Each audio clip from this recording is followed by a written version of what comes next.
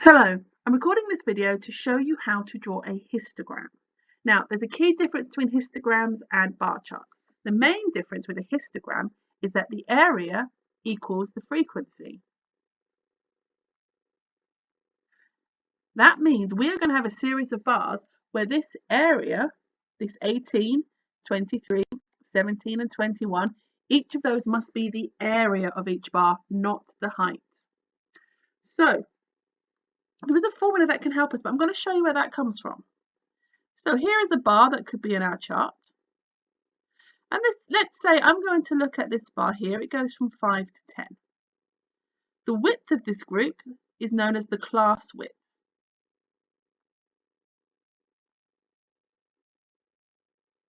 And as I've said over here, the area is the frequency. So this bar will need an area of 23. Now the height. The correct word for the height of a histogram bar is frequency density.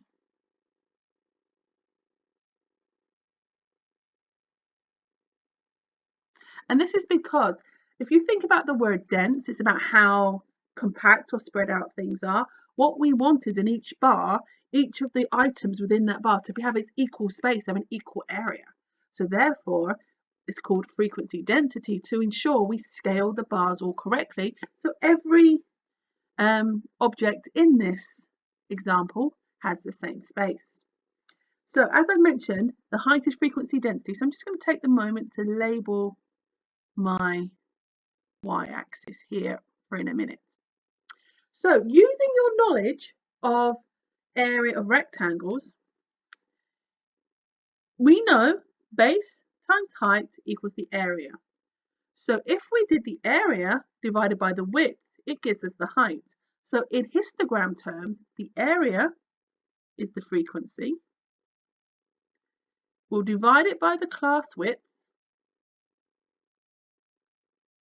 So that is area divided by the width will give us the height, which is known as frequency density.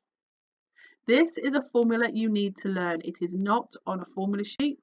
An excellent one to put on a flashcard to help you remember it. So it's this rule we're going to use to help us draw. So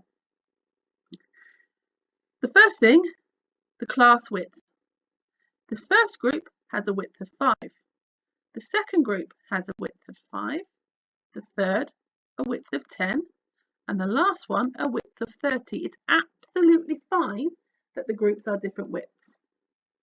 So to work out the frequency density, I'm going to use the formula we just worked out.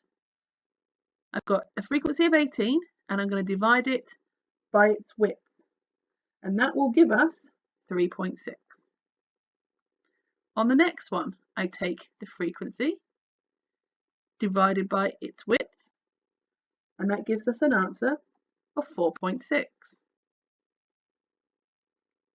On the next one, I'm going to do 17. I'm not dividing it by 5 this time because my class width is 10. From 10 to 20 is 10. So it's going to be 1.7. And then lastly, I take the 21 and I'm going to divide it by 30 to give us 0.7. Now I've done that, I'm going to draw a histogram. Now, you are supposed to use a ruler for this because I'm doing it on the computer screen. It's slightly more awkward for me to write that. So the first one, the group goes from 0 to 5. So it's going to be this wide from 0 to 5, and it has to go up to 3.6.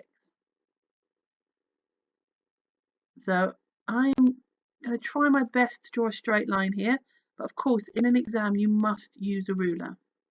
So we can see here 0 to 5, 3.6. That's the first bar done. The second bar goes from 5 to 10, and it goes up to 4.8.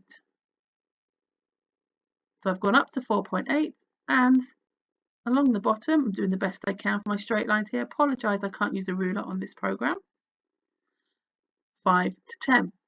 The next group, 10 to 20, that's 10 to 20. They have a height of 1.7. So there I go, 1.7. And then lastly, the last group goes from 20 to 50 with a height of 0.7.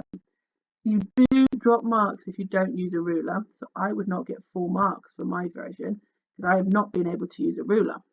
But there is your histogram. Key facts: area equals frequency, and the formula, frequency density, is frequency divided by class width.